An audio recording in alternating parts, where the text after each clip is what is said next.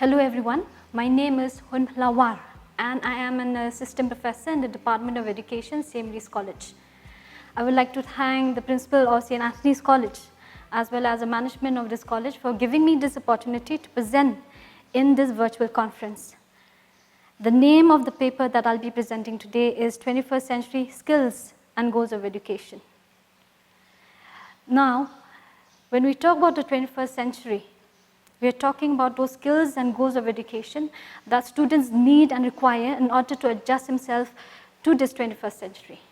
And when we talk about the 21st century, again, it is characterized by technology, it is characterized by explosion of knowledge and information. It is also characterized by competition and evolution. This topic, 21st century education, is very fitting for today's conference because considering the COVID-19 pandemic that everyone is going through, that the world is going through, education is happening online. Students are attending online classes, students are searching for online material, and educators and stakeholders in education must acknowledge the fact that education not only happens in a classroom but can happen anywhere and everywhere. Teachers too usually are there to cover the syllabus, help students physically present in the classroom to help students understand facts and information. But now students are there at home, uncovering the syllabus, discovering the syllabus. A lot of learning is happening on their own. And the 21st century policymakers have to acknowledge the fact that there should be a shift from the conventional methods of teaching to the modern methods of teaching, where learning is more relevant, where learning is more practical.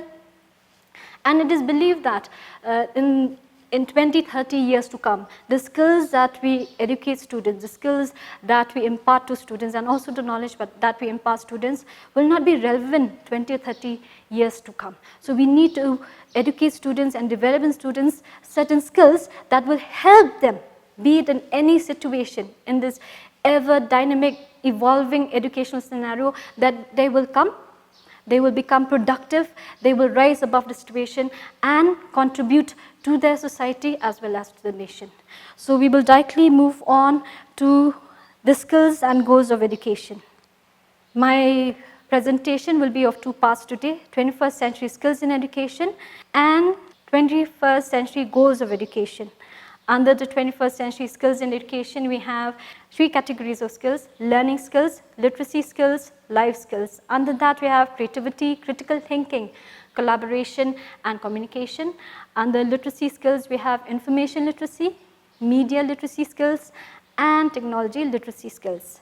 And also the life skills, flexibility and adaptability, leadership and responsibility, productivity and accountability, initiative and self-direction, and social and cultural skills.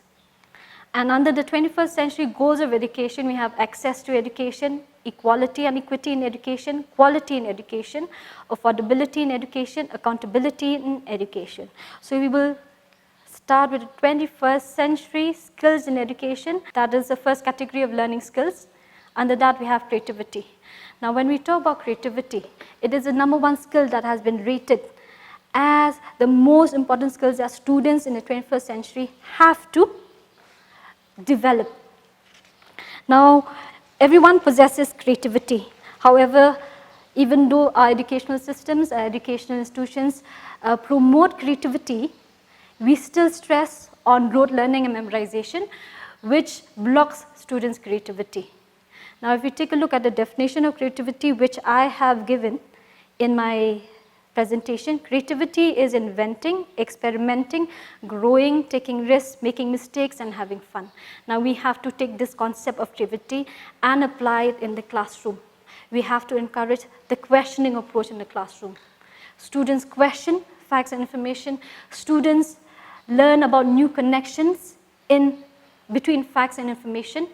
And students can be creative only in an environment where they feel it is safe and conducive. For this, the teachers need to embrace students' mistake. They need to allow students to invent, experiment, allow students to make mistakes, take risks and have fun. It is only then that students will feel free and their creativity will flourish. Next learning skill that we need to focus in the 21st century is critical thinking skill.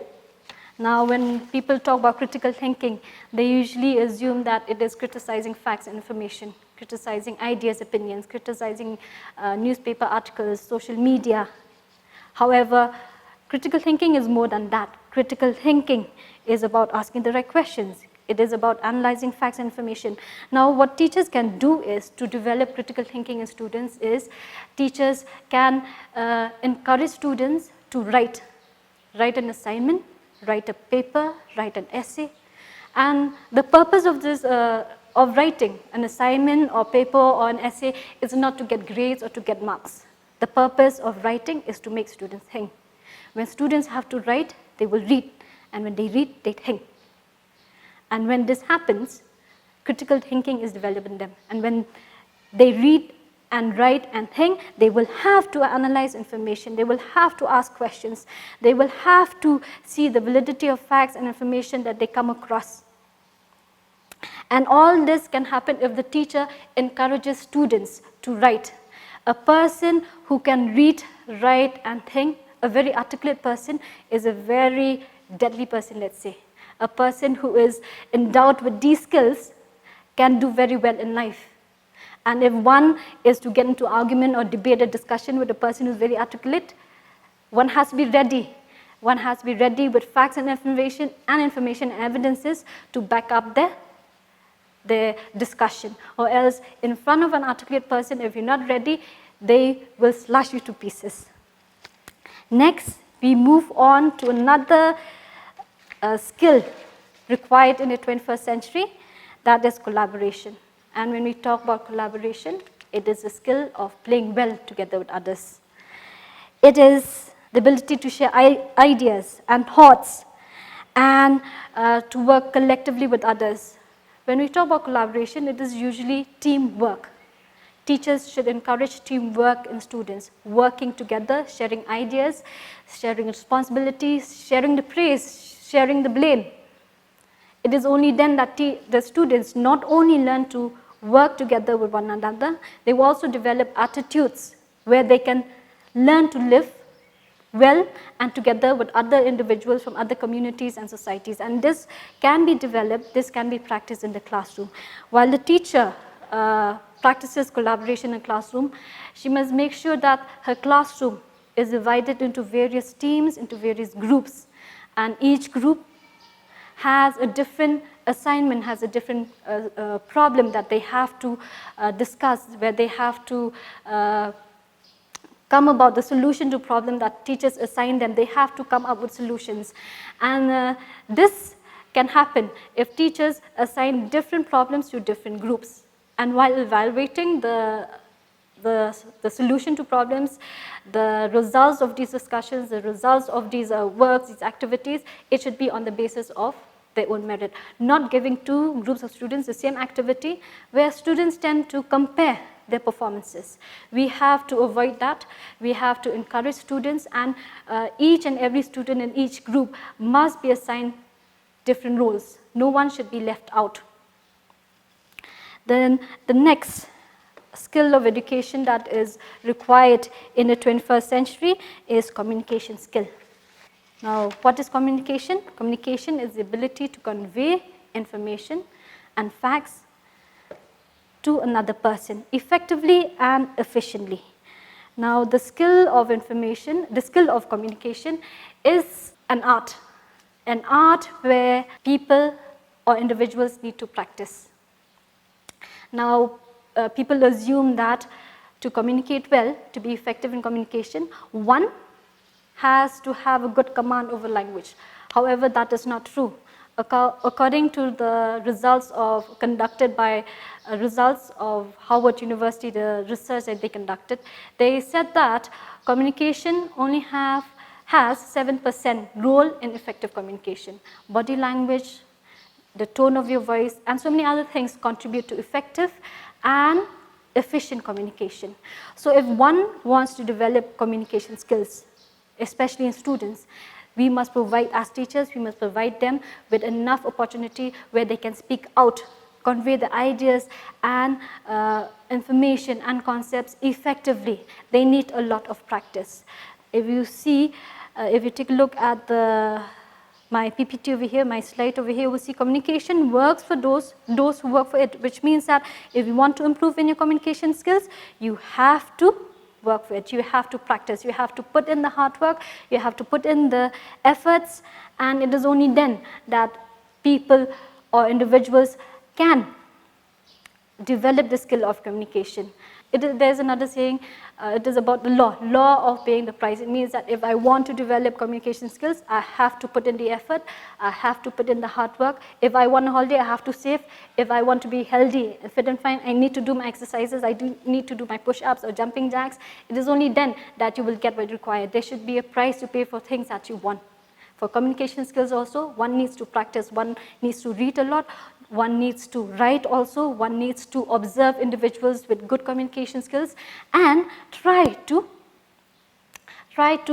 act and try to improve in their skills. The next category of skills that is required in the 21st century is or are literacy skills, and under literacy skills we have information literacy. The first one is information literacy, and I want you to direct your attention to my slide over here. You will see that there's a person searching for information. Information literacy basically means searching for relevant information when you need information. And where do you go for information? Do you opt for online sources or offline sources? One must remember that yes, we need to use online sources, however, we need to check the validity, the reliability of these sources, as well as also not forget the valuable resources we get from offline sources, that is books, newspapers, magazines. These also have a great pool of information that students can use in their search for information. So according to the American Library Association, information literacy is a set of abilities requiring individuals to recognize when information is needed and have the ability to locate, evaluate, and use effectively the needed information. For example, a student, if he has to write an assignment on or paper on volcanoes, they can either use online sources and offline sources, and they need the guidance of the teacher to select relevant information from online sources. Digital libraries are also very important, as well as also refer to offline sources. Next skill under literacy skills is media literacy skills. Media literacy means understanding the media, understanding the information that the media portrays. And when we say media, we're talking about social media, we're talking about information you get from television, from newspapers, from magazines. And social media has a huge impact on information that students get, facts and information students get nowadays. Now when students get these facts and information, they must question whether the information that has been passed down to them through whatever kind of media, be it social media or newspapers or television, whether those information are accurate, whether those information are authentic, whether those information are reliable and valid. They must be trained in these skills so that students do not fall trap into circulating false information. What has happened in the recent months, in the recent years also, where students get into trouble for circulating false information, false news, false photos, so on and so forth. And students need to be educated in media literacy skills. They have to question the information they receive from the media. Next we have technology literacy skills. Technology literacy skills basically means knowing what kind of technology you need to use for your purpose, for your work, for your activity. Again, for example, a student has to submit an assignment online, which technology, which software he or she must use to submit that assignment. If a student has to give a presentation, what kind of software he or she must use to present her paper, her PPT, for example. So technology literacy skills, or also known as digital literacy skills, means having the skills you need to live, learn and work in a society where communication and access to information is increasingly through digital technologies like internet platforms, social media and mobile devices. Next, we move on to another very important category of skills in the 21st century, that are life skills. Now, what are life skills? Life skills are those skills that help you adjust and adapt in every situation that you're in. They are the basis, they are the foundation that helps you to be productive in every sphere that you are in every angle, in every, be it in education, be it in your job, be it in society. You'll be able to be productive, you'll be able to contribute to development. Let's say you'll be able to contribute to your learning, you'll be able to contribute to the society, you'll be able to contribute to your family. Those are life skills, and the objectives of these life skills are positive and social skills and etiquette, development of work ethics, learning job, interview skills, listening and speaking, to become self-confident, and also remove fear stage. Now, all of this, when we talk about life skills, we need to practice them. We need to develop an environment in the classroom where students get the opportunity to develop in these life skills. And what are those life skills? Life skills that you can, life skills and also career skills. They are flexibility and adaptability. Now, when you talk about flexibility and adaptability, it is not only for the students. Flexibility and adaptability is also for the teachers. It is not only students who have to develop 21st century skills, but also teachers need to develop these skills. They need to be flexible, they need to be adaptable to the new developments that are occurring in technology. And it was an eye-opener. The COVID-19 pandemic was an eye-opener to the educational system. There was an evolution from classroom teaching, being physically present with the students and the teachers together, they're present, to online teaching, where teachers instruct and guide students from far away. Teachers who are able to adjust themselves to this online classes, to this online learning, have come and have done so well that students are also learning. They're also learning from teachers as they guide them. They're also learning through their own resources. And like I told earlier, flexibility and adaptability is not only for the students, it is also for the teachers. Teachers alongside with students need to adjust themselves to the 21st century. Next, we have productivity and accountability. Now, when we talk about productivity, students need to be productive. Whatever learning that is happening, whatever facts and information that they are learning, that they are getting, whatever activities they are a part of, should make them productive, should help them develop their knowledge, their skills, should help them develop their attitudes, should help them to be productive members of a society, productive members of the nation, as well as accountability. They need to be accountable for their own learning. They need to be accountable for their behavior. This must be taught to students. Next, we have leadership and responsibility. Leadership and responsibility needs to be developed in students. When we talk about leadership, students need to get an opportunity at least once in the academic session to lead a group of students, or a group of, or the classroom, to lead the classroom or a group of students. Now, when you talk about leadership, it should go together with responsibility. A person who is responsible will learn to be a leader, and opportunities must be provided to students to lead. Next, we have social and cross-cultural skills. Basically, what this means is learning to live together. India is a multicultural, multilingual society, and I believe that in India, everyone at least know 2 languages, their mother tongue and either English or Hindi. They need to learn at least 2. They need to have 2, and some of them know more than that. Why? Because we need to adjust ourselves, we need to communicate, we need to work together with other individuals belonging to other societies, other cultures, other regions, and this is very important in today's world where we cannot seclude ourselves from others. We need to adjust, we need to gel in with others so that we contribute towards ourselves as well as to the society. Lastly, under life skills, we have initiative and self-direction. When we talk about initiative and self-direction, again, we're referring to creativity, developing creativity in students, which is very important nowadays. And again, I will stress, creativity can only happen in a classroom where the teachers embrace students' mistakes, where the teachers provide a safe and conducive environment where students feel safe to make mistakes, students feel safe to take risks. It is only when students make mistakes that they learn and they become wiser. Let us move on to, we have finished over the 21st century skills in education. We move on to the 21st century goals in education. Now when we talk about the goals of education, I will be referring to the goals of education that has been highlighted in the National Policy of Education 2019, that is access to education, equity in education, quality in education, affordability and accountability in education.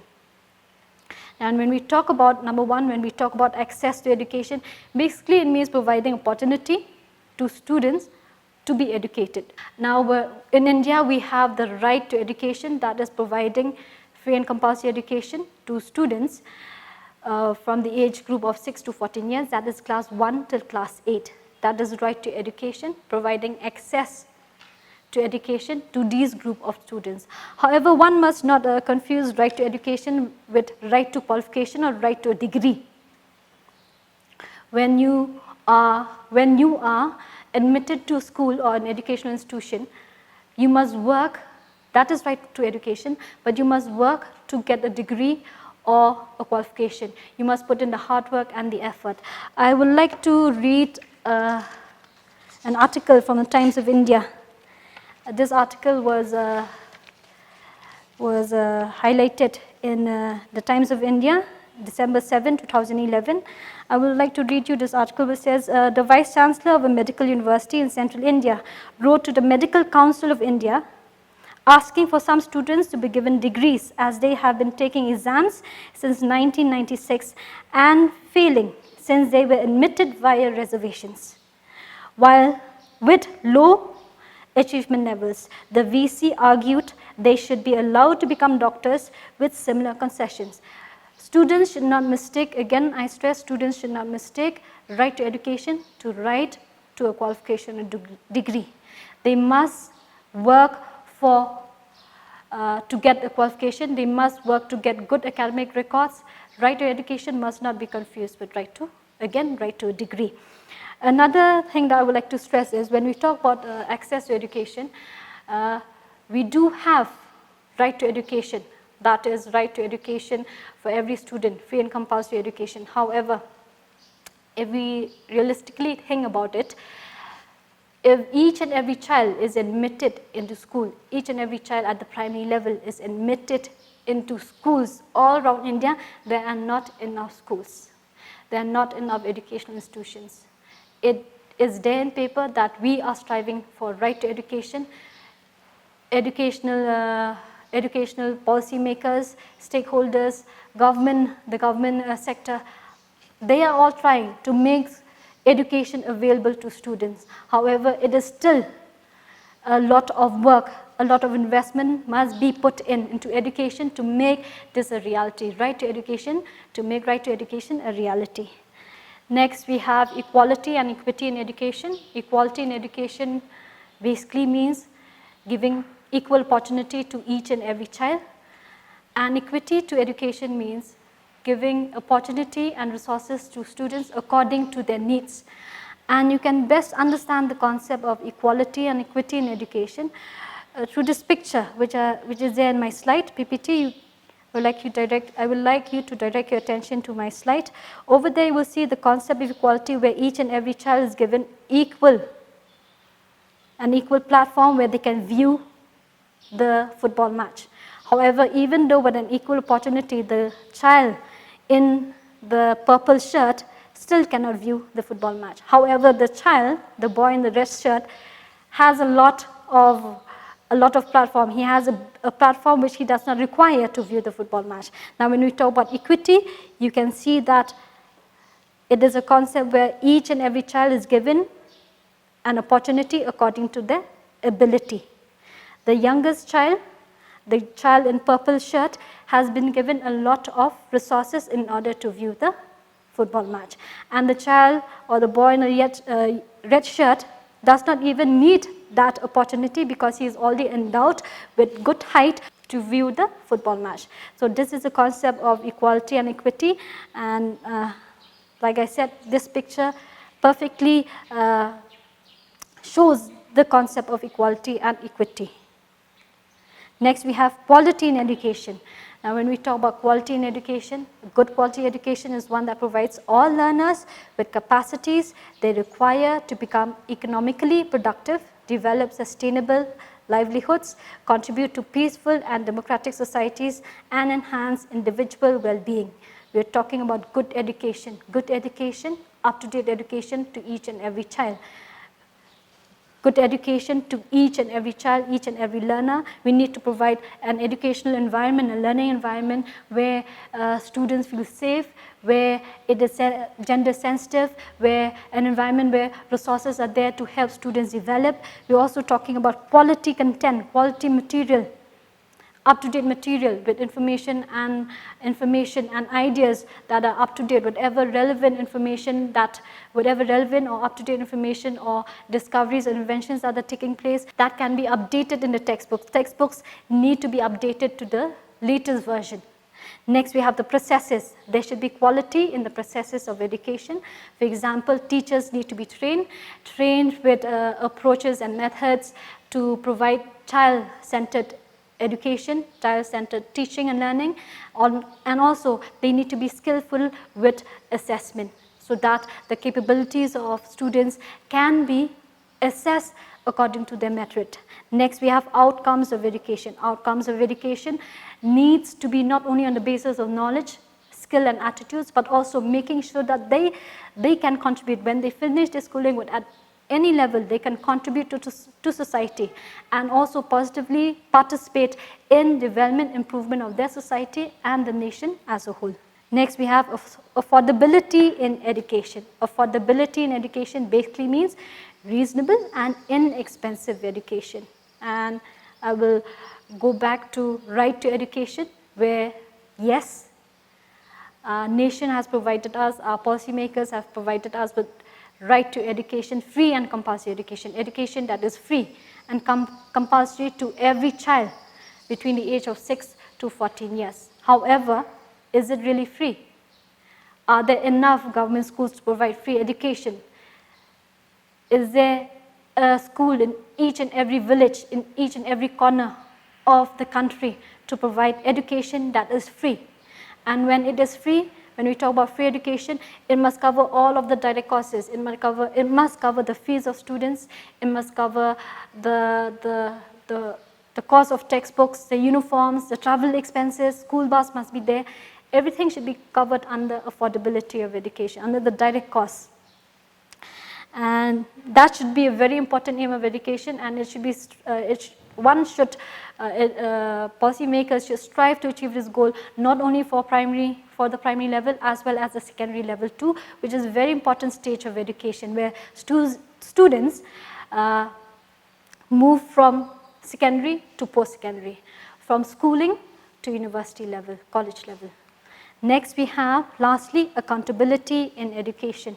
Accountability means holding everyone with responsibility to high standards of performance. Teachers must be accountable. Not only teachers, parents must be accountable for students' learning. The background of the child is very important, and that background that makes the child ready to learn is a home environment. The home environment must be conducive also for children's upbringing, children's development. Policymakers must be conducive, and when we talk about teachers and policymakers, both must work together to bring about improvement in the educational system. Because the product over here, the product of education, that is learners, will be the ones to make India move ahead. They'll be the future of India, the future of the state, future of India, and they can move ahead to bring about development of the state. And lastly, I would like to conclude by quoting Alvin Toffler's famous quotation: "The illiterates of the 21st century will not be those who cannot read and write, but those who cannot learn, unlearn and relearn." So students, teachers must not only adapt to the changes and the evolutions and the dynamic changes that is happening in the educational sphere, but they also need to unlearn what they have learned. New developments in technology are happening every now and then. They need to learn, unlearn and relearn, and those who do this best will come out victorious as 21st century educators and 21st century learners. Thank you.